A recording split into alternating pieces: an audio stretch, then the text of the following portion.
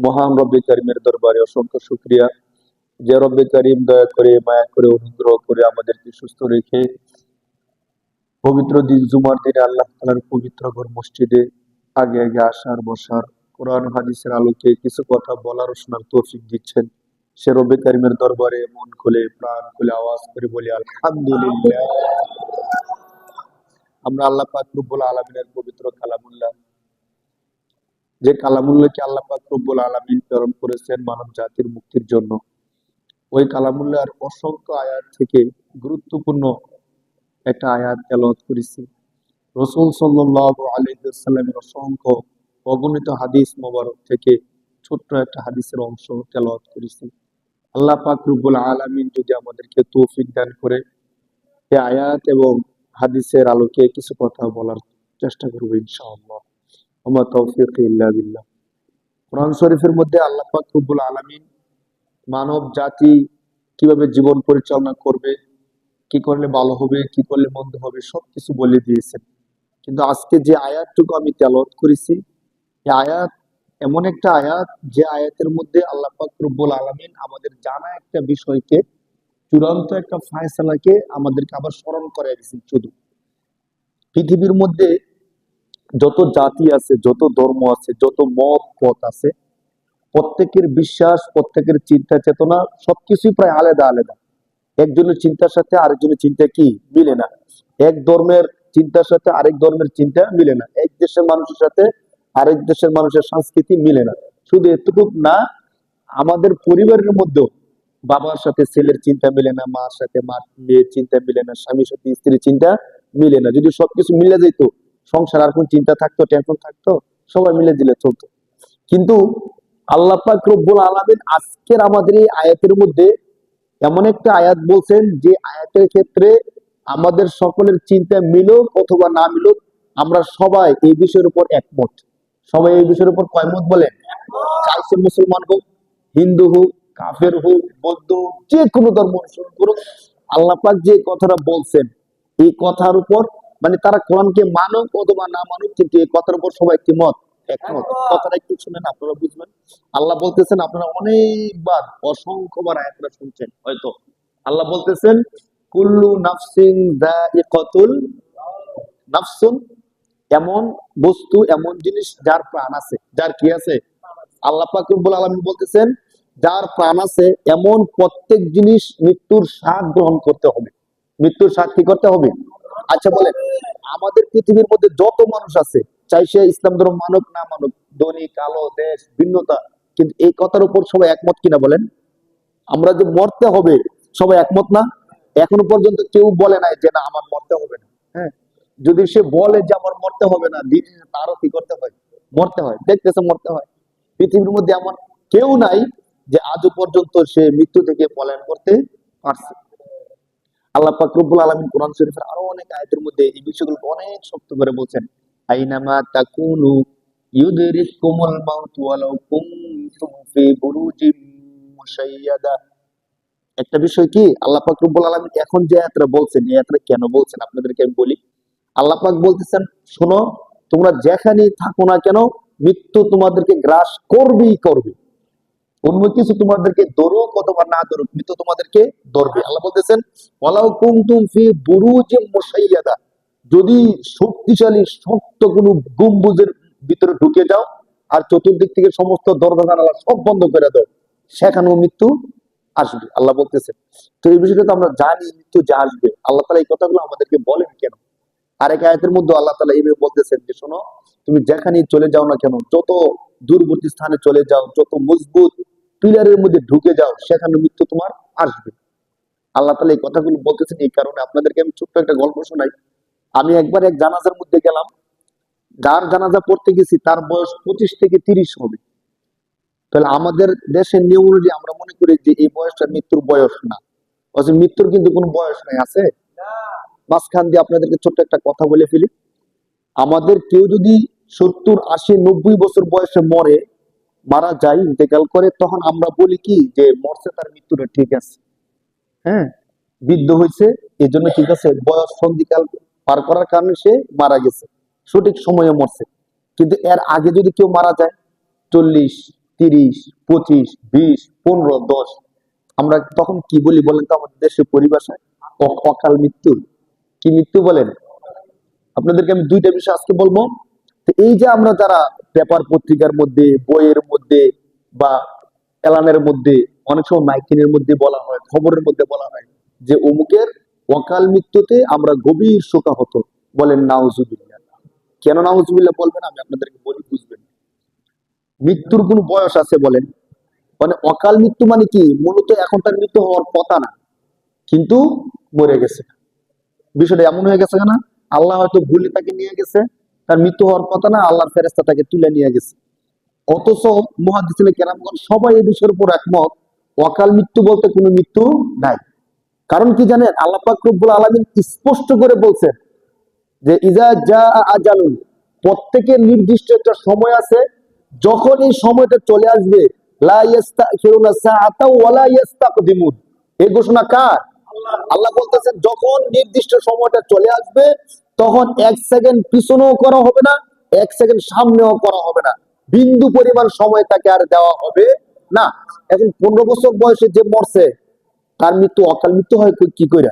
আল্লাহ তো স্পষ্ট বলে দিচ্ছেন যে মৃত্যুর জন্য নির্দিষ্ট একটা টাইম আছে, নির্দিষ্ট একটা কি আছে? টাইম আছে। এই ঘোষণা দিচ্ছেন তো স্বয়ং কে? যিনি সৃষ্টি করছেন তিনি বলতেছেন যে প্রত্যেককে আমি নির্দিষ্ট মেয়াদের মধ্যে বাধাই করে দিছি। এই নির্দিষ্ট সময়টা যখন চলে আসবে, স্পষ্ট শব্দ দেখেন, লা ইস্তাখিরুনা সাআতা ওয়ালা ইস্তাকদিমুন। বিন্দু পরিমাণ সময় পিছনেও নেওয়া হবে না, বিন্দু পরিমাণ সময় সামনেও নেওয়া হবে না। যখন সময় চলে আসবে ঠিক তখনই তার মৃত্যু হয়ে যাবে। এই ঘোষণা কার? এখন আমি যখন বলতেছি না, তার মৃত্যু আরো পরে হওয়ার কথা ছিল, এখন হয়ে গেছে মানে অকাল মৃত্যু হয়েছে। কি মৃত্যু হয়েছে? তো আমি কি আল্লাহর কথার সাথে একমত করলাম না দ্বিমত করলাম? একরকম দ্বিমত করলাম। যে আল্লাহ আপনি বলতেছেন যে মৃত্যুর সময় মতো হয়েছে, আমার তো মনে হইতেছে সময় মতো মরছে না, মাত্র 20 বছর বয়স, এখন কি তার মরার বয়স হয়েছে? আমরা এই কথা বলবো যখন মরে তখনই তার মৃত্যুর সময়, ঠিক কিনা বলেন? এখন থেকে আমরা কেউ এই শব্দ আর উচ্চারণ করবো না, অকাল মৃত্যু এই কথা আমরা বলবো না, একটা বিষয়। আরেকটা বিষয় হলো, কোন ব্যক্তি যখন মৃত্যু সজ্জায় শায়িত থাকে, মরবে মরবে ভাব, একদিন দুদিন এভাবে পড়ে থাকে, বা আমরা বুঝতেছি সে মারা যাবে আর বাঁচবে না, তখন বইয়ের মধ্যে লিখতে গিয়ে, পত্রিকার মধ্যে লিখতে গিয়ে বা আমরা বলতে গিয়ে বলি কি, সে মৃত্যুর সাথে পাঞ্জা লড়তেছে। মৃত্যুর সাথে কি লড়তেছে? পাঞ্জা লড়তেছে। আমরা পাঞ্জা লড়ি কার সাথে বলেন? ধরেন আমি যদি আপনার সাথে পাঞ্জা লড়ি, আমি আর আপনার কাছাকাছি, ঠিক না বলেন? একটা 10 বছরের শিশুকে একটা 50 বছরের মানুষের সাথে পাঞ্জা লড়তে দিবে কেউ? দিবে? একটা 5 বছরের শিশু তাকে 25 বছরের যুবকের সাথে পাঞ্জা লড়তে দিবে? হ্যাঁ, এটা কিভাবে সম্ভব? পাঞ্জা কিভাবে লড়ে? এটা পাঞ্জা হইব না, এটা ফাও কাজ হইব, ঠিক না বলেন? এটা পাঞ্জা হয় কি করে? পাঞ্জা তো হইব আমি আর সে কাছাকাছি, আমার বয়স 30, তার বয়স 30 অথবা 40, 50, কাছাকাছি, শক্তি সব দিক দিয়ে কাছাকাছি, তার সাথে আমরা পাঞ্জা লড়ি, ঠিক না বলেন? তো যদি আপনারা শোনেন যে একটা 5 বছরের শিশুর সাথে একটা 50 বছরের মানুষ পাঞ্জা লড়তেছে, সবাই হাসবো না কথাটা শুনলে? এইটা কয় কি? 5 বছরের শিশুর সাথে পাঞ্জা লড়ে কি করে? এটা তো মানে এটা একটা হাস্যকর বিষয়। মানে 5 বছরের শিশু 50 বছরের সাথে পাঞ্জা লাগলে এটা কি কর? হাস্যকর। আর যে আজরাইলের সামনে পুরা পৃথিবীটা একবারে একটা থালার মতো, সে যখন ইচ্ছা তখনই যাকে ইচ্ছা তাকে নিয়ে আসতে পারে, কোন রকমের বাধা বিপত্তি ছাড়া। আমরা এই ক্ষুদ্র একটা মানুষ আজরাইলের সাথে কি করে পাঞ্জা লড়ি কন্ত? আমরা মৃত্যুর সাথে পাঞ্জা লড়তেছি মানে কি? এটা বিষয়টা কেমন কঠিন হয়ে যায় একটু খেয়াল করেন। আমরা কিন্তু বিষয়গুলো খেয়াল করি না, মানে সবাই বলে এই জন্য আমরা বলে ফেলি অমুকের অকাল মৃত্যুতে আমরা গভীর শোকাহত। আবার সবাই বলে যে অমুকি মৃত্যুর সাথে পাঞ্জা লড়তেছে, আমরাও বলে ফেলি অমুকি মৃত্যুর সাথে কি লড়তেছে। কেউ পাঞ্জা লড়ে কি করে? পাঞ্জা লড়ার জন্য তো কাছাকাছি হতে হবে। আমরা কি আজরাইলের কাছাকাছি কোনো কিছু? বা ধরেন আজরাইল এসে 100% শক্তি, আমাদের 50% শক্তি, এমন কিছু কিচ্ছু না, তার সাথে তো আমাদের কোনো তুলনাই চলে না। আর পাঞ্জা লড়ার পরে ফলাফলটা কি? একজন জিতে আরেকজন ঠগে, বিষয়টা এমন না? সবসময় কিন্তু একজন জিতে না, কখনো সে জিতে কখনো সে হারে, এমনটা হয় না? কিন্তু কখনো কেমন দেখছেন যে আজরাইলের সাথে পাঞ্জা লইরা আজরাইল ঠকে গেছে আর মানুষ জিতে গেছে? এমন কি সম্ভাবনা আছে বলেন? তাহলে পাঞ্জা হলে কি করে ভাই? তাহলে মৃত্যুর সাথে কেউ পাঞ্জা লড়তে পারে? আপনাদের কি মনে হয়? আমরা কি বলতে পারি তাহলে? এর মোরাদিফ শব্দ, সমর্থবোধক শব্দ হইতে পারে মৃত্যু সজ্জায় শায়িত। মৃত্যু সজ্জায় এখনো মৃত্যুবরণ করে নাই, মৃত্যু করবে করবে ভাব। তাহলে আমরা শব্দটা কি বলতে পারি বলেন? মৃত্যু শয্যায় শায়িত। এখন থেকে আমরা আর কেউ বলবো না যে অমুকে মৃত্যুর সাথে কি লড়তেছে। এই কথাটা সম্পূর্ণ ভুল। মৃত্যুর সাথে পাঞ্জা লড়া পৃথিবীর কোন মানুষের সাথে সম্ভব না, সে যত ক্ষমতাবানই হোক না কেন। যদি সম্ভব হইতো তাহলে কেউ না কেউ পাঞ্জা লড়ে সে জিতে যেত আর আজরাইল ঠকে যেত। একবার আজরাইল জিততো, আরেকবার মানুষে জিততো, কিন্তু কখনো তো আমরা শুনছি না যে আজরাইলের সাথে পাঞ্জা লড়া সে মৃত্যু থেকে বাঁচিয়ে এসে পড়ছে। যার মৃত্যু যখন আসার, তার মৃত্যু আসবেই আসবে, বাঁচার কোনো সুযোগ আমাদের নাই। তাহলে যে দুইটা শব্দ বললাম, এক নাম্বার কি শব্দ বলছিলাম বলেন? যে অমুকের অকাল মৃত্যু। অকাল মৃত্যু বলতে পৃথিবীতে কোনো কিছু নাই। অকাল মৃত্যু শব্দটা কে বললে গুনাহগার হওয়ার সম্ভাবনা অনেক বেশি, অনেক বেশি। কেন? কারণ কোরআন শরীফে স্বয়ং আল্লাহর ঘোষণা, প্রত্যেকটা ব্যক্তির মৃত্যু আমি আল্লাহ লিখে রাখছি। কে লিখে রাখছে বলেন?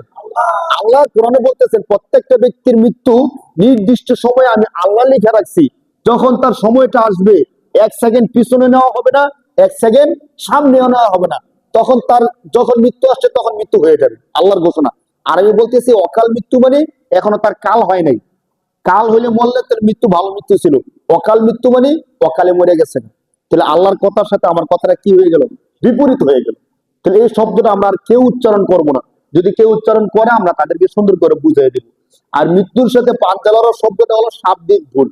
আমরা যদি এই শব্দটা না বলি আমাদের জন্য সবচেয়ে বেশি উত্তম হয়। এর পরবর্তীতে আমরা ব্যবহার করতে পারি মৃত্যু শয্যায় শায়িত।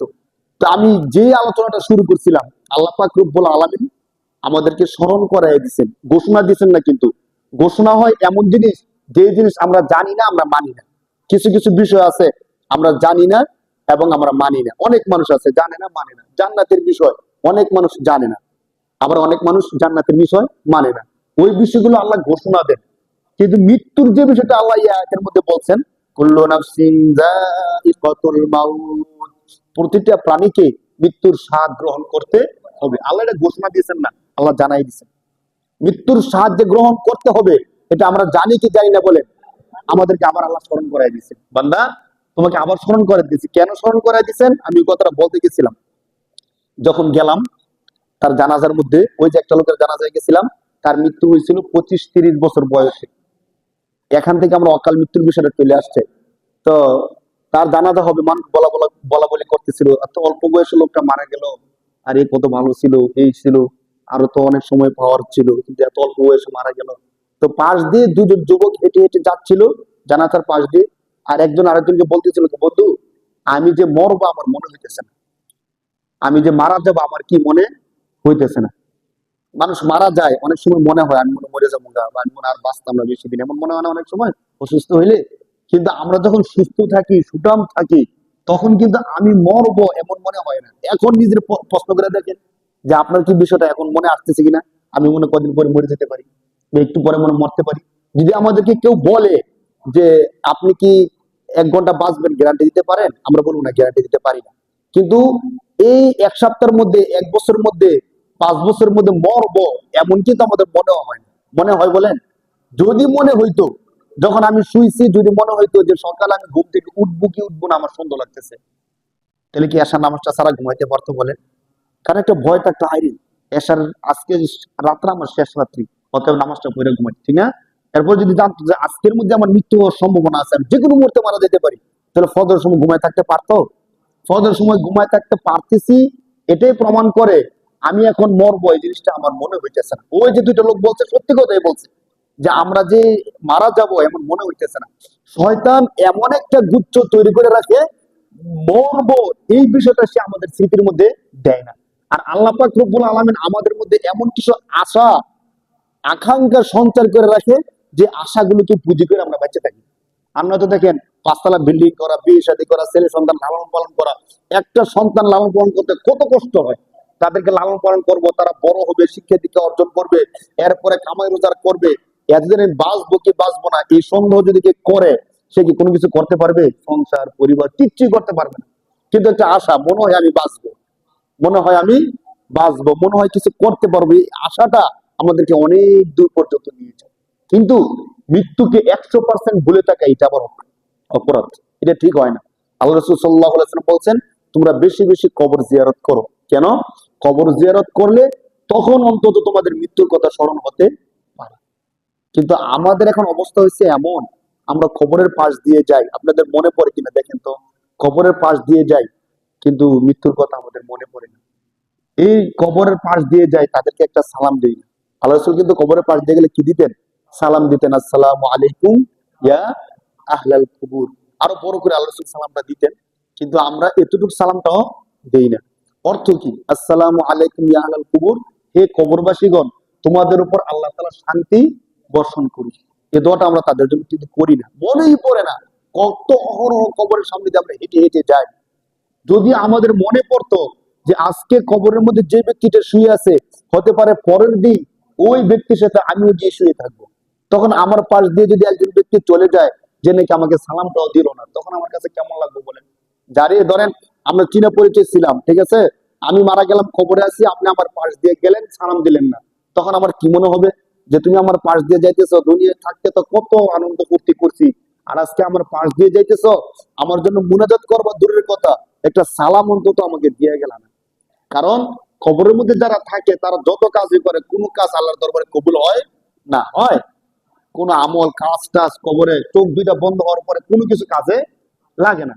কিন্তু যতক্ষণ পর্যন্ত চোখটা খোলা আছে, আমি জীবিত আছি, আমি দোয়া করলে আমার দোয়াটা আল্লাহ কবুল করতে হয়। তো দেখেন, মৃত্যুর বিষয়টা এমন কঠিন জিনিস, আল্লাহ পাক রব্বুল আলামিন আমাদেরকে স্মরণ করাই দিয়েছেন এই জন্যই, যাতে করে ওই যে লোক দুটো বলছিল যে আমরা যে মারা যাব মনে হইতেছে না, মনে হয় না, এই জন্য আল্লাহ আমাদেরকে স্মরণ করাই দেয়, বান্দা তুমি যেখানেই থাকো, যত কঠিন, আল্লাহ বলতেছেন ওয়ালাউ কুনতুম ফি বুরুজিম মুশাইয়াদা, শক্তিশালী, শক্ত, কঠিন, মজবুত কোন খাম গম্বুজের মধ্যে যদি তুমি ঢুকে থাকো, সেখানেও মৃত্যু তোমাকে কি করবে? ধরবেই ধরবে। মৃত্যুর বিষয় আলোচনা করতে গিয়ে বুখারী শরীফের একটা হাদিস আসছে। হাদিসের মধ্যে আম্মাজান আয়েশা রাদিয়াল্লাহু তাআলা বলেন, আল্লাহ রাসূল সাল্লাল্লাহু আলাইহি সাল্লাম যখন অসুস্থ হয়ে গেলেন সর্বশেষ দিনগুলোতে, যে অসুস্থতা থেকে আল্লাহ রাসূল আর সুস্থ হয়নি, দুনিয়া ছেড়ে চলে গেছেন, সর্বশেষ দিনে যেদিন আল্লাহ রাসূল সাল্লাল্লাহু আলাইহি সাল্লামের মৃত্যুটা হবে, আল্লাহ রাসূল সাল্লাল্লাহু আলাইহি সাল্লাম প্রচুর মৃত্যু কষ্ট পাইতেছিলেন। মৃত্যুর কষ্ট যে কত ভয়াবহ আপনারা একটু চিন্তা করেন। পৃথিবীর মধ্যে শ্রেষ্ঠ যদি কেউ থাকে, আল্লাহ রসুলের থেকে শ্রেষ্ঠ কেউ আছে মনে হয় বলেন? পৃথিবীর সমস্ত ওলামায়ে কেরাম বলেন, সমস্ত মুহাদ্দিসিন মুফতিয়ানে কেরাম একমত, আল্লাহ তাআলার পরে আল্লাহর সৃষ্টির মধ্যে সবচেয়ে দামি কে? এই কথার উপর আমরা সবাই একমত না বলেন? আমরা তো একমত, সমস্ত ওলামায়ে কেরাম যেন কি একমত, সে যে দলের হোক, যাই করুক না কেন, পৃথিবীর মধ্যে সবচেয়ে দামি কে আল্লাহর পরে? বলবে কে? আমাদের নবী মুহাম্মদুর রাসূলুল্লাহ। এই দয়ার নবী, মায়ার নবী, যিনি সারাটা জীবন আমাদের জন্য কান্না করতে করতে শেষ করছেন, দিনকে দিন মনে করেন নাই, রাতকে রাত মনে করেন নাই, নিজের সুখ শান্তির কোনো চিন্তা করেন নাই, উম্মতের ধারে ধারে পারে পারে গিয়ে গিয়ে শুধু বলতো ইয়া আইয়ুহান নাস কুলু লা ইলাহা ইল্লাল্লাহ। এমনও হয়েছে এক ব্যক্তি সম্পর্কে বলা হয়েছে সে ইসলাম ধর্ম গ্রহণ করবেই না, করবেই না। আল্লাহ বলতেছেন একজনকে ক্ষমা করার ব্যাপারে, বলতেছেন আল্লাহ তাআলা যে আপনি যদি তার জন্য 70 বারও ক্ষমা চান, আমি আল্লাহ তাকে কি করবো না? ক্ষমা করবো না। রাসূলুল্লাহ তখন বলতেছেন যে আল্লাহ তো বলছে 70 বার ক্ষমা চাইলে আল্লাহ কি করবে না? ক্ষমা করবে না। আমি যদি জানতে পারতাম যে 70-এর বেশি ক্ষমা চাইলে আল্লাহ ক্ষমা করবে, আমি 70-এর বেশি তার জন্য ক্ষমা চাইতাম। সুবহানাল্লাহ, কেমন নবী, চিন্তা করে দেখেন। উম্মতের মায়ায় মুনাফেক যারা ছিল, রাসূলকে সারা জীবন কষ্ট করছেন, ওই মুনাফেক যখন মারা যেত তখন রাসূল তার জন্য দোয়া করতো, তার কবরের কাছে যাইতো। আল্লাহ তাআলা কোরআনের আয়াত নাযিল করে বলে দিছে, ওয়ালা তুসাল্লি আলা আহাদিন মিনহুম মাতা আলা কবর। হে রাসূল, আজকে থেকে আপনাকে আমি আল্লাহ বলতেছি, কোন মুনাফেক যদি মারা যায়, আপনি নবী তার কবরের সামনে যাবেন না। আল্লাহু আকবার। এই কথা কে বলতেছে? আল্লাহ বলতেছে যে নবী, মুনাফেক মারা গেলে আপনি তার কবরের কাছে যায়েন না। কারণ আপনি নবী যখন কবরের সামনে যান, আমার কাছে একটা আবদার করেন, তখন তো আমি পুরো করতে হয়, তাকে ক্ষমা করতে হয়। এই জন্য আল্লাহ আয়াত নাজিল করে 10 নম্বর পারার 19 নম্বর পৃষ্ঠা সূরা তাওবার মধ্যে আল্লাহ আয়াত নাজিল করে দিছে। এরপরে শুরুতে তো বলছে ইস্তাগফির লাহুম আও লা তাস্তাগফির লাহুম ইন তাস্তাগফির লাহুম 70 মাররা। আল্লাহ বলতেছেন আপনি, হে নবী, আপনি তাদের জন্য ক্ষমা চান অথবা না চান, যদি 70 বারও ক্ষমা চান, আমি আল্লাহ তাদেরকে ক্ষমা করব না। এরপরে শেষের দিকে আল্লাহ বলতেছেন মুনাফিক কেউ মারা গেলে তার কবরের সামনে নবী আপনি যায়েন না। চিন্তা করে দেখেন তো, একটা ব্যক্তির কখন বলতে হয় যে খবরের সামনে যায় না? কত দয়া মায়া রহমতের নবী আমাদের নবী ছিলেন। ওই নবী সারাটা জীবন উম্মতের জন্য শেষ করে দিয়া, দেখেন শুধু সময় পেয়েছে 23 বছরের জিন্দেগি। কতটুকু সময় পেয়েছে বলেন? 63 বছরের মধ্যে 40 বছর বয়সে তো নবুয়ত পাইলেন। তো 40 বছরে পাওয়ার পরে 63 বছর হলে মাঝখানে কতদিন? 23 বছর।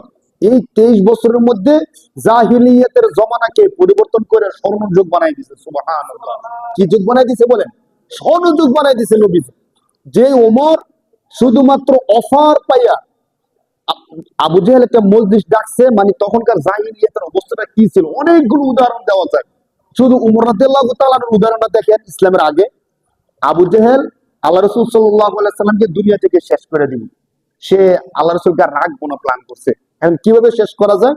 সে সবাই ডাকছে, যারা শক্তিশালী আছে সাহসী আছে সবাই ডাকছে। ডাইকে এনে বলতেছে, তোমাদের মধ্যে কেউ যদি মুহাম্মদ সাল্লাল্লাহু আলাইহি সাল্লামের মাথা নিয়ে আসতে পারো, নাউজুবিল্লাহ, আমি তাকে 100 উট দিব। বলেন নাউজুবিল্লাহ। কয়শো উট দিবে? ওটের কিন্তু বহু দাম। তখনকার সময়ে ওটের মূল্য ছিল সবচেয়ে বেশি। উট দিয়ে মানুষ মালামাল আনা নেওয়া করতো, সফর হদর সবকিছু তাদের উট দিয়ে হইতো। যে যত বেশি উটের মালিক ছিল তার প্রভাব প্রতিপত্তি সমাজে বেশি ছিল। তো 100 উট তো সহজ কথা না। কিন্তু সহজ কথা না ঠিক, নবীজির মাথা আনাও তো সহজ কথা না। সহজ কথা, যদিও নবীজির পক্ষে তখন কেউ নাই, দুর্বল, কিন্তু তার তো একটা বংশ আছে, কুরাইশ বংশ, হাশিমি বংশ, আব্দুল মুত্তালিব, আবু তালেব, তারা তখনকার সময় সর্দার ছিল। তো ওই বংশের একটা লোকের জবাই করে দিব, আর কেউ কি কিছু বলবো না? অবশ্যই বলবো। এই ভয়টা তো মানুষের মধ্যে ছিল, থাকার কারণে 100 উটের অফার পাইয়াও কেউ রাজি হইতেছিল না। নবীদের মাথা নিয়ে আসবো এমন কেউ রাজি হইতেছে না। তখন দেখেন মজলিসের মধ্যে ছিল ওমর। ওমর দাঁড়ায় বলতেছে, আপনি যদি এই মূর্তির নামে শপথ করে বলেন যে আমাকে 100 উট দিবেন, তাহলে আমি গিয়ে মাথা নিয়ে আসবো। তা আবু জাহেল বলছে, ঠিক আছে, আমি হুবলের নামে শপথ করে বলতেছি, তাদের মূর্তির নাম, বড় মূর্তির নাম হুবল, আমি হুবলের নামে শপথ করে বলতেছি 100 উট দেবো, তুমি যাও মাথা নিয়ে আসো। উমর যখন দাঁড়াইছে, তখন আশেপাশে যারা ছিল তারা বলছে, এতক্ষণে ঠিক আছে, এই ব্যক্তির দ্বারাই সম্ভব মাথা কাটতে নিয়ে আস, অন্য কারো দ্বারা এই বিষয়টা সম্ভব না। এটা তো ঘটনা, গল্প। আপনাদেরকে এখন আমি একটু ইয়ার পরিসংখ্যানের মধ্যে যাই। দেখেন, এখন সে একচুয়ালি আবু জেহেল যে ঘোষণা করলো যে তার মাথাটা নিয়ে আসে 100 উট দেবো, যার মাথা নিয়ে আসতে ঘোষণা দিছে তার অপরাধটা কি আমারে বলে? আমাদের নবীজির কি বাস্তবতায় কোনো অপরাধ ছিল? কাউরে মারছে না, কাউরে গালি দিছে না, কাউর 10 টাকা নিয়ে খাইছে? আরো মানুষের টাকা জমা রাখতো, টাকাগুলো তাদের কাছে ফিরেই দিত। যার কারণে এই কাফেররা ওই আমার নবীকে কি উপাধি দিছে? আল আমিন। কি উপাধি দিছে বলেন? চিরবিশ্বস্ত। এই তাদের কাফেরদের একজন লিডার ঘোষণা করতেছে তার মাথা নিয়ে আসো। কেউ কি প্রতিবাদ করছে? কেউ কি মজলিসের কেউ কি বলছে যে তার মাথাটা কেন কাটবেন? তার অপরাধটা কি আমাকে বলেন? আপনাকে একটা গালি দিছে বা আপনার কোন শত্রুতা করছে, আপনার বাড়ি থেকে একবেলা খাবার নিয়ে খাইয়ে গেছে, তাকে মারবেন কেন? কেউ কি কথাটা বলছে? মানে তখনকার জাহিলিয়াতের পর্যায়টা কেমন ছিল দেখেন। কেউ কোনো প্রতিবাদ করলো না, কেন তাকে মারবেন? আবার আরেকজন দাঁড়ায় বলতেছে, আমি গিয়ে তার মাথা কেটে নিয়ে আসবো। কেন তুমি তার মাথা কেটে নিয়ে আসবা? তার সাথে তোমার শত্রুতা কি? তোমাকে সে কোনোদিন গালি দিছে, কিচ্ছু একটা করছে? কিচ্ছু করে নাই। এরপরও সে শুধু উট পাইবে এর জন্য আরেকজনে কি আনতে যাইতেছে? মাথা কেটে নিয়ে যেতে যেতেছে। দুইজন যুবক একসাথে বসে রয়েছে, একটা গর্ভবতী মহিলা পাশ দিয়ে হাইটে যাইতেছে। আমি জাহিলিয়াতের অবস্থাটা বুঝাইতেছি। তো তখনকার সময় বাজি ধরা প্রচলন ছিল বেশি। তো একজন যুবক বলতেছে, বলতো এই মহিলার পেটের মধ্যে বাচ্চাটা কি ছেলে না মেয়ে? কয়, আমার মনে হয় বাচ্চাটা মেয়ে হবে। কয়, না, আমার মনে হয় বাচ্চাটা ছেলেই। বুঝবো কি করে? তখন তো টেস্টের কোনো সিস্টেম নাই। তখনকার সিস্টেম হলো, যদি ছেলে হয় তাহলে তোর আমি 1000 টাকা দিব, আর যদি মেয়ে হয় তুই আমার 1000 টাকা দিবি। ঠিক আছে, চল দেখি পেটের বাচ্চাটা কি। মেয়েটারে দললো, শোয়াইলো, শোয়া পেটটা কাটিয়া পরে বাচ্চারা বের করে দেখছে বাচ্চারা ছেলে নাকি মেয়ে। প্রতিবাদ করার কোনো সুযোগ নাই। চিন্তা করে দেখেন, মানে তখনকার জাহিলিয়াতের অবস্থাটা কেমন ছিল। বাবা যখন সন্তান, কন্যা সন্তান হইতো, সাথে সাথে সন্তানটাকে নিয়ে মাটিতে পুঁতে পুঁতে ফেলত। বাস্তবতা ছিল তখন এমন, কন্যা সন্তান হইলে মানুষ নিজেকে অনেক ছোট্ট মনে করতো, অপমানিত হইতো। আমার ঘরে একটা কন্যা সন্তান হয়েছে মানে আমি সমাজের, আমার মান কমে গেছে এমন মনে করতাম। যে গল্পটা হাদিসের মধ্যে আসছে, যখন এক সাহাবীর ঘরে, সাহাবী তো পরে হয়েছে জাহিলিয়াতের জমানার মধ্যে, যখন তার ঘরে কন্যা সন্তান হয়েছে, স্ত্রী জানে যে আমার স্বামী জানতে পারলে আমার এই সন্তানকে কি করে ফেলবে? মাইরা ফেলবে। এখন স্বামী আছে সফরে, তারা 6 মাস সফরে চলে যেত ব্যবসার জন্য। এখন স্বামী সফরে থাকতে থাকতেই মা এই মেয়েকে নানির বাড়িতে দিয়ে দিচ্ছে, যাতে করে বাবা এসে জানতেও না পারে, মারতেও না পারে।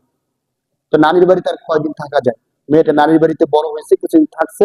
পরবর্তীতে যখন বাড়িতে আসছে, বাবা সবকিছু জানছে, শুনছে যেটা তার মেয়ে, এবং মেয়েও খুব সুন্দর, নম্র, ভদ্র, বাবা বাবা বলে বলে।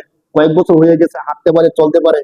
এখন কিন্তু ওই সময়টা কিন্তু মেয়ের প্রতি, ছেলের প্রতি মানুষের মায়া অনেক বেশি থাকে না? কিন্তু জাহিলিয়াতের পর্যায়টা কেমন হলে ওই লোকটা 100% প্ল্যান করে নিছে যে এই কন্যা সন্তানকে আমি কি কি করে ফেলবো, মাইরে ফেলবো। আপনারা ইতিহাস জানেন। পরে তারে বলছে যে চলো চলো, তোমাকে নিয়ে আমি তোমার নানির বাড়িতে যাবো। মারে বলছে তারা সাজাই দাও, তারা তার নানির বাড়িতে নিয়ে যাবো। মূলত নানির বাড়িতে নেওয়া উদ্দেশ্য না, রাস্তায় গর্ত করে গর্তের মধ্যে তাকে মেরে ফেলা উদ্দেশ্য।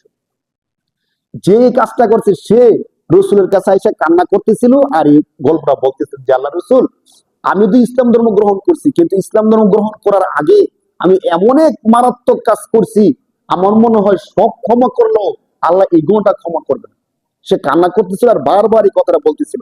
তো আল্লাহ রসুল কৌতূহল জাগলো যে তুমি কি এমন গুণা করছো যে আল্লাহ সব ক্ষমা করলো, এই গুণাটা আল্লাহ ক্ষমা করবো না? তখন সে গল্পটা বলতেছে যে আল্লাহ রসুল, আমার যে মেয়েকে আমি জানতে পারছি এটা আমার মেয়ে, এত ভালো, বাবা বাবা করে সবকিছু করে, এরপর আমার পাষাণ হৃদয় গড়লো না, বরং আমি প্ল্যান করলাম তাকে কিভাবে হত্যা করা যায়। তাকে তার মার কাছ থেকে সাজায় নিয়ে নিলাম যে তার নানির বাড়িতে নিয়ে যাব। নানির বাড়িতে নিব বলে যখন রাস্তায় নিলাম, যে বাড়ি দিয়ে নানির বাড়িতে যাই ওই রাস্তা ছাড়া অন্য রাস্তা দিয়ে যাইতেছিলাম, তখন মেয়েটা আমার বলতেছিল যে বাবা, নানির বাড়ি তো এই রাস্তা না, নানির বাড়ি তো অন্য রাস্তায়।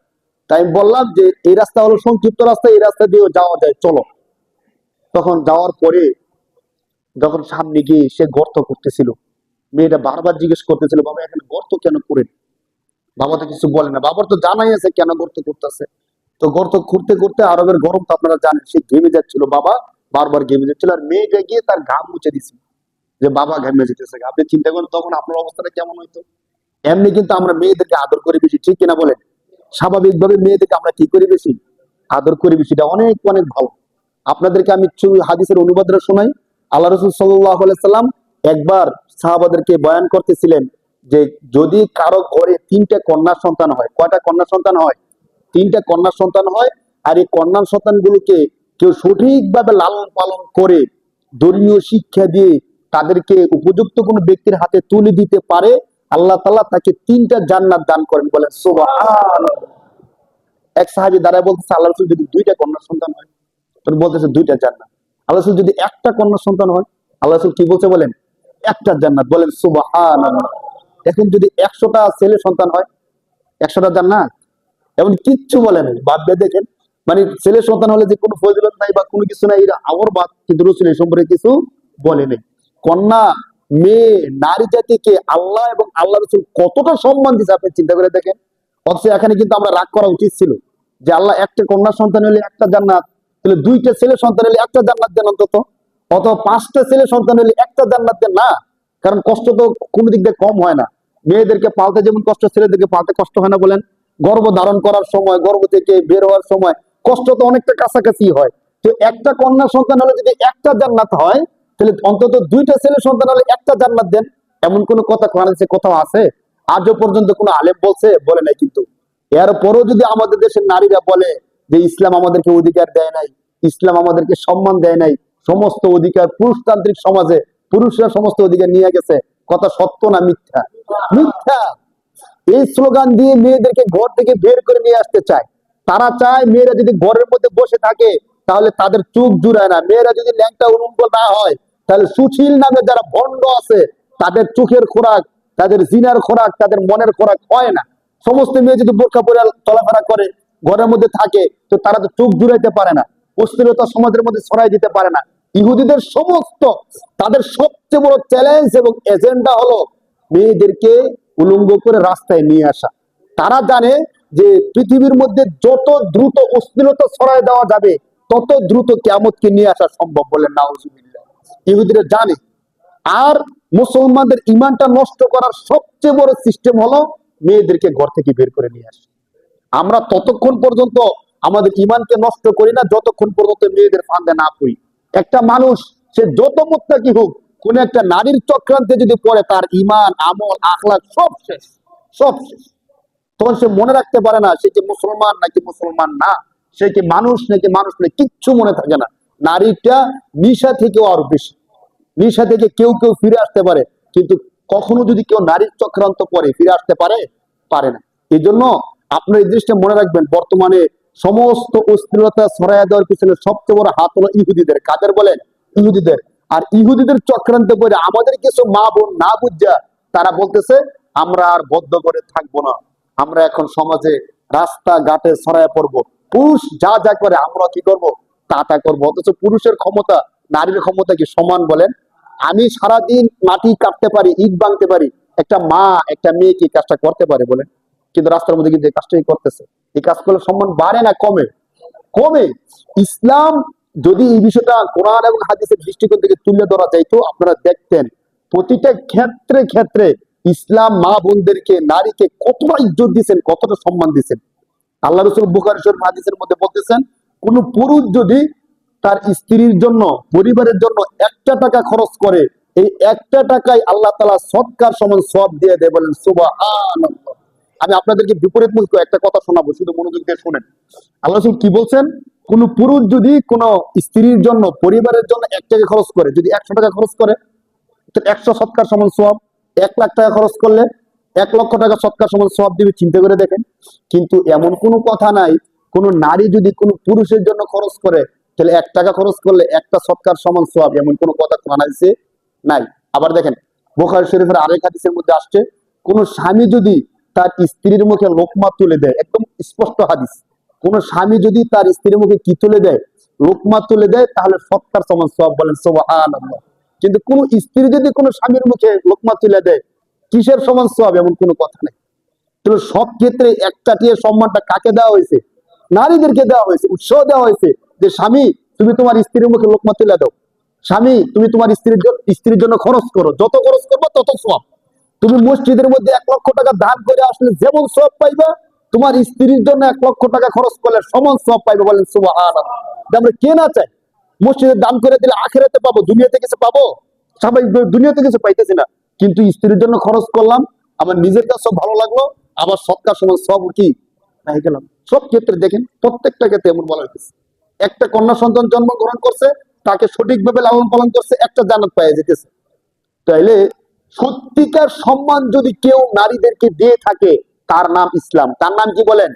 আমার মা বোন যদি একটু চিন্তা করে দেখতো যে ইসলাম তাদেরকে ঘরে বন্দি থাকতে বলে না, বরং ইসলাম বলে যে পুরুষ হলো থাকবে রাজার মতো, আর মেয়েরা ঘরের মধ্যে থাকবে রানীর মতো। ঠিক কিনা বলেন? রানী কোনো কাজ করতে যায়? কোনো কাজ করতে যাবে না, সে তার ওয়াইফ নিয়ে ঘরের মধ্যে থাকবে, সংসার দেখাশোনা করবে, আর পুরুষের রাজার মতো বাইরে যত কাজ কারবার আছে সবকিছু করবে। ইসলাম এই শিক্ষা দেয়। কিন্তু আপনি যদি বলেন যে না আমি কাজকর্ম করব, আমি বাইরে ঘোরাফেরা করব, মার্কেট আমি করব, আপনি কেন মার্কেট করতে হবে, আমি মার্কেট করব, তাহলে আপনার সম্মানটা আপনি নিজে বুঝলেন না। মা, আপনি বাইরে গেলেন, কেউ আপনাকে প্রেজেন্ট করতে পারে, পারে কিনা বলেন? হেনস্থার শিকার হইতে পারেন।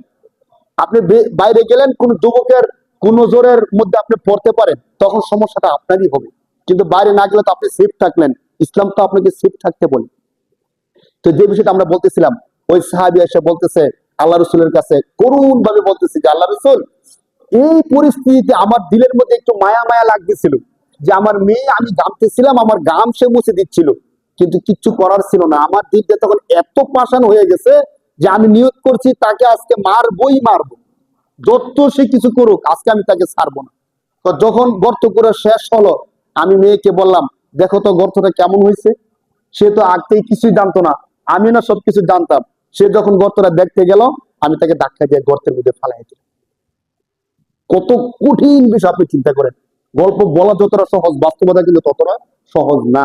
একটা বাবা তার ঔরসজাত কন্যা সন্তান, তাকে ধাক্কা দিয়ে যে কথা বলতে পারে, বাবা বাবা বলে চিৎকার করতে পারে, এবং মেয়েকে গর্তের মধ্যে ফালাই দিচ্ছে। গর্তের মধ্যে ফালাই দিয়ে যখন মাটি চাপা দিচ্ছিল, তখন গিয়ে মেয়েটা বুঝতে পারছে যে বাবা তো আমাকে মারতে আসছে, আমাকে বাসাইতে আনে নাই, আমাকে নানির বাড়িতে নেওয়ার জন্য আনে নাই। কিতাবের মধ্যে আসছে, ইতিহাসের মধ্যে, তখন মেয়েটা একটা কথা বলছিল যে বাবা আপনি আমাকে মাইরেন না, আপনি আমাকে বাঁচতে দেন, আমাকে কোথাও চলে যেতে দেন। আমি জীবনে কোনো দিন আপনি যে আমার বাবা এই বলে আমি পরিচয় দিব না। আমি আপনার পরিচয় দিলে না আপনার সমস্যা হবে, আপনি সমাজে ছোট হবেন, আপনার মান সম্মান নষ্ট হয়ে যাবে। আপনি যে আমার বাবা, আমি জীবনে কোনোদিন পরিচয় দিব না, এরপর আমাকে বাঁচতে দেন। সাহাবী বলতেছেন, আল্লাহ রসুল, এরপরও আমি তাকে বাঁচতে দিয়ে দিই। আমি মাটি চাপা দিয়ে তাকে সেখানে শেষ করে দিয়ে আসছি। আল্লাহ রসুল, আল্লাহ কি আমার এই অপরাধরা ক্ষমা করবে? বাকি তখন তো তারা করছে বুঝছে নাকি না বুঝছে, জাহিলিয়াতের জমানায় না বুঝার কারণে এই কাজগুলো করছিল।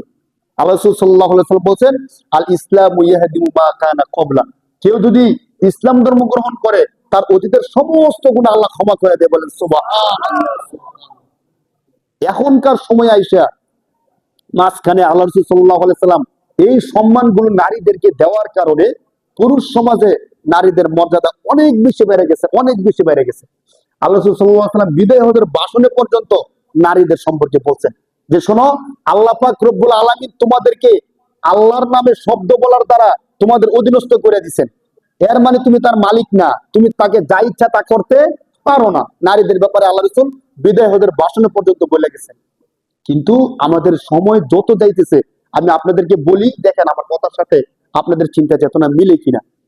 মানে যত আমরা কিয়ামতের কাছাকাছি যাচ্ছি তত আবার জাহিলিয়াতের জমানা ফিরে আসতেছে।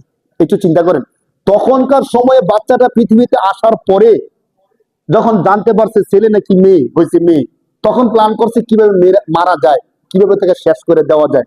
কিন্তু এখনকার সময়ে আমরা যখন টেস্ট করে জানতে পারি পেটের বাচ্চাটা মেয়ে, তখন থেকে প্ল্যান করি বাচ্চাটাকে কিভাবে শেষ করা যায়। আপনারা জানেন কিনা, এমন অনেক বিষয় আছে। আমার নিজের কানে শোনা পার্শ্ববর্তী ঘরের মধ্যে এমন হয়েছে, তার কয়েকটা মেয়ে হয়েছে, দরিদ্র মানুষ।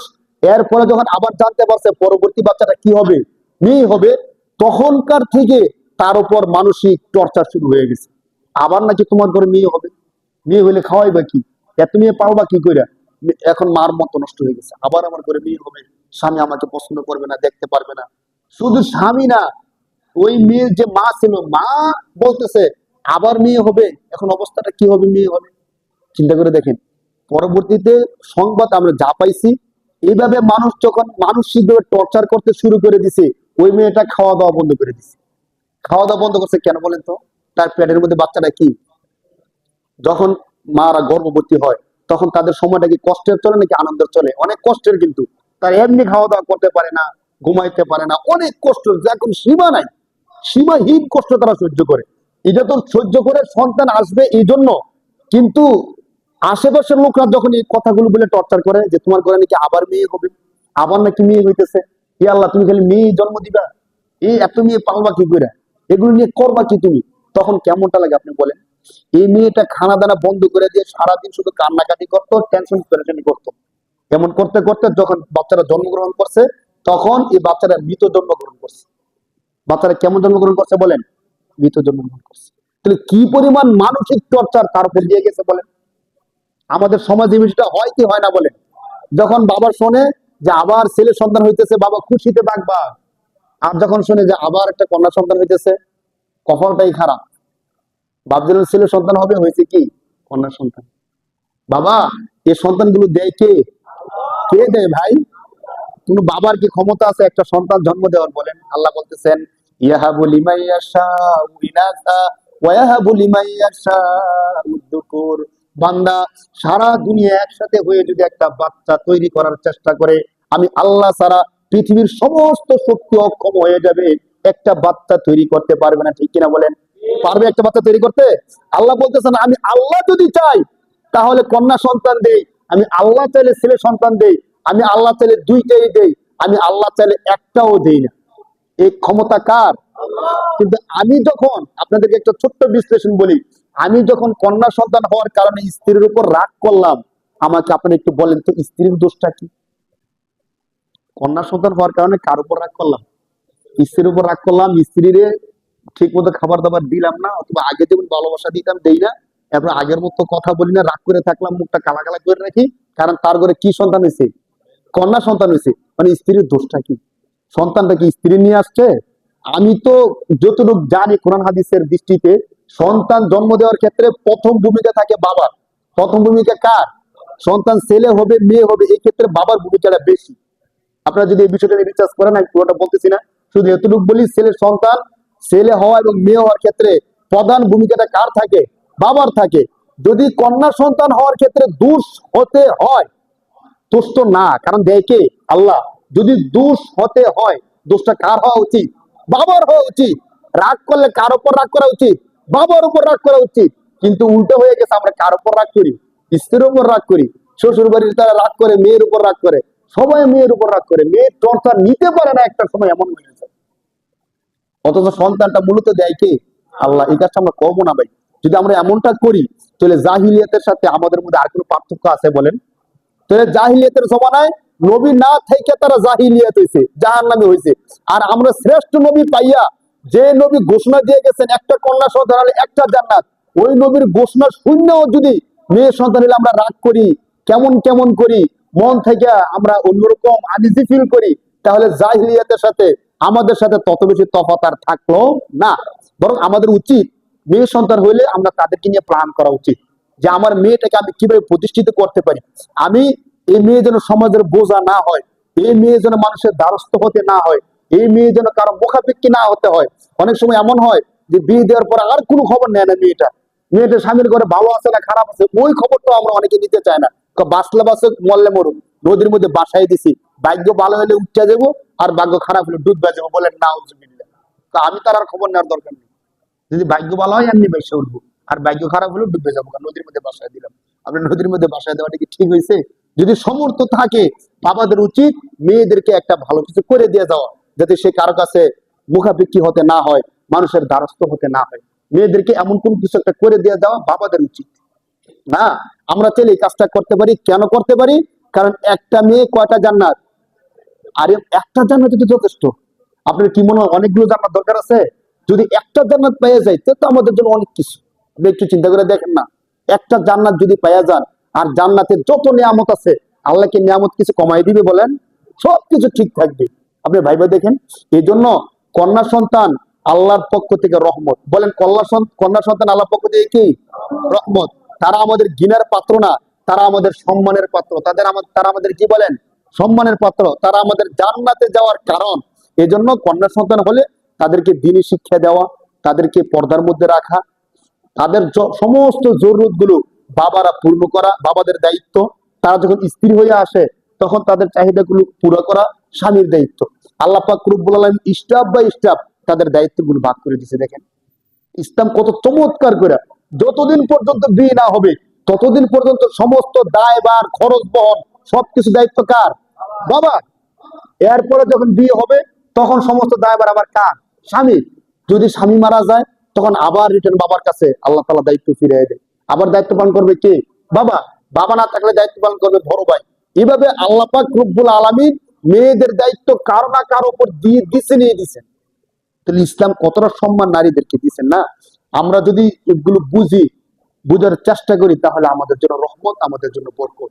আর নয়তো জাহিলিয়াতের জমানার মতো এখনো যদি হাসপাতালে গেলে, যদি মনে করেন প্রথম প্রথম টেস্ট করার পরে যখন বুঝতে পারে মেয়েটা কন্যা সন্তান, তখন মেয়েটাকে ইঞ্জেকশন দিয়ে নষ্ট করে দেয়। নষ্ট করে কি করে না বলেন? অনেক গল্প আপনারা শুনবেন, নষ্ট করে দেয়। কোরআন শরীফে একটা আয়াত বলে আজকে শেষ করে দিই। আল্লাহ পাক রব্বুল আলামিনের দরবারে যখন যাবে, যারা গর্ভে থাকা সন্তানগুলো নষ্ট করতেছে, করার নিয়ত করতেছে, ভবিষ্যতে করবে, হাসরের ময়দানে এই বাচ্চাগুলো আপনারা জানেন কিনা, 6 মাস যখন হয় তখন বাচ্চার মধ্যে রূপ চলে আসে। 6 মাস যখন মায়েদের, গর্ভবতী মেয়েদের যখন কত সময় হয়, 6 মাস, তখন আকৃতি হয়ে যায় এবং রূপ চলে আসে। এই বাচ্চাগুলোকে যখন ইঞ্জেকশন করে নষ্ট করা হয়, অপারেশন করা হয়, হাসরের ময়দানে এই বাচ্চাগুলো ওই বাবা মার সামনে দাঁড়াবে। দাঁড়ায় সেরা একবার স্পষ্ট আল্লাহ এবং বাবা মা, মাঝখানে সন্তান দাঁড়ায় কি কথাটা বলবে? কোরআন শরীফের 30 নম্বর পারা আল্লাহ পাক রব্বুল আলামিন বলতেছে, ওয়া ইদাল মাউউদাতু সুইলাত বিআইয়ি যামবিন কুতিলাত। সেদিন এই ছোট্ট শিশুরা, গর্ভজাত সন্তানরা বাবা মাকে সামনে রেখে আল্লাহর দরবার জিজ্ঞেস করবে যে বিআইয়ি যামবিন কুতিলাত, হে আল্লাহ, আমার বাবা মাকে জিজ্ঞেস করেন কোন সেই অপরাধ, যে অপরাধের কারণে আমাদেরকে হত্যা করে দেওয়া হয়েছিল। আমরা কি অপরাধটা করছিলাম যাদের কারণে আমাদেরকে হত্যা করে দিছে? কোন জবাব আছে বলেন? এই ছোট্ট শিশুর অপরাধটা কি ছিল? যদি অপরাধ হয়ে থাকে আমার, কারণ তাকে গর্ভে আনার ক্ষেত্রে অবদান কার? আমার। আমি বাবার। গর্ভে আনার ক্ষেত্রে অবদান মার। তাহলে হত্যা করলে তো আমাকে হত্যা করা উচিত, হত্যা করলে আমার স্ত্রীকে হত্যা করা উচিত। এই গর্ভজাত সন্তানটাকে কেন আমরা ইনজেকশন দিয়ে হত্যা করে দিই, কেন অপারেশনের মাধ্যমে তাদেরকে হত্যা করে দিই বলে? কোরআন শরীফে আল্লাহ তাআলা স্পষ্ট বলে দিয়েছেন, তোমরা এগুলো করতেছো না, সাক্ষী থাকো, হাসরের ময়দানে এই ছোট্ট সন্তানগুলো আমার সামনে আইসা দাঁড়াবে, তোমাদের বিপক্ষে বলবে, ওয়াইদাল মাউউদাতু সুইলাত বিআইয়ি দামবিন কুতিলাত, হে আল্লাহ, আমার বাবা মাকে জিজ্ঞেস করেন কোন সে অপরাধের কারণে আমাদেরকে সেদিন হত্যা করে ফেলছিল। আল্লাহ তাআলা আমাদের সবাইকে বোঝার তৌফিক দান করুন বলে আমিন। যারা সুন্নাত পড়ে চার রাকাত সুন্নাত